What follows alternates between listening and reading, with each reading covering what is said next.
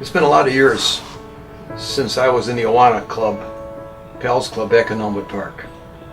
But one of the verses I memorized back then, I beseech you therefore, brethren, by the mercies of God, that you present your bodies a living sacrifice, holy, acceptable to God, which is your reasonable service.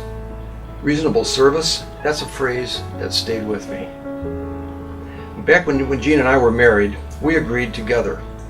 We wanted to be of service to the Lord. What was reasonable service, though? That's what we wanted. And the best we could, we gave our time and energy.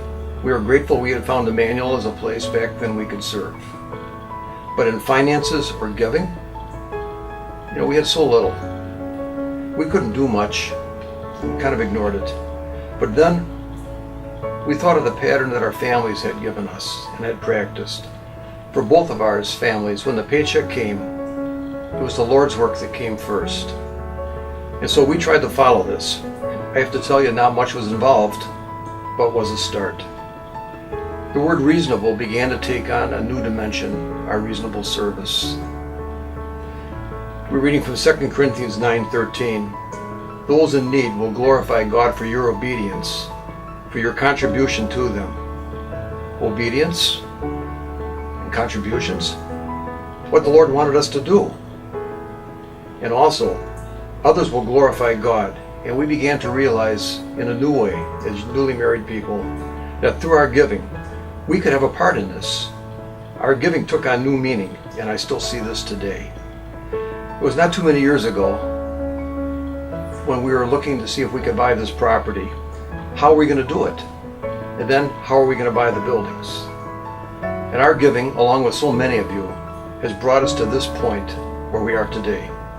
There's that buzz in the foyer on a Sunday morning. People that are happy to greet and to be with each other. The time for worship, the time for teaching. Lives that are being transformed and changed. And even more, we are part of a ministry in Mexico, Argentina, the Philippines, and many other parts of the world. Reasonable?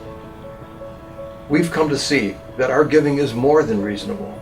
It is a mark of our sincerity as Christ followers, as 2 Corinthians 8:8 reminds us. Reasonable? Our giving patterns do reflect, I believe, our heart condition. It's not in quantity, to be sure, but it's for the joy of being in the body of Christ.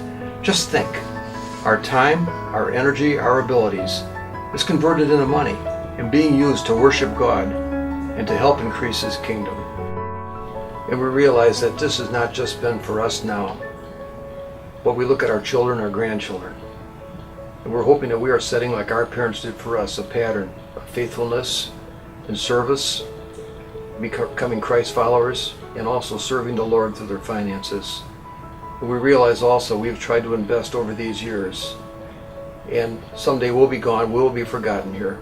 But at the same point, we're trusting that the financial assistance we've been able to give, as well as the service and the teaching we've been able to do for so many, will have a lasting impact.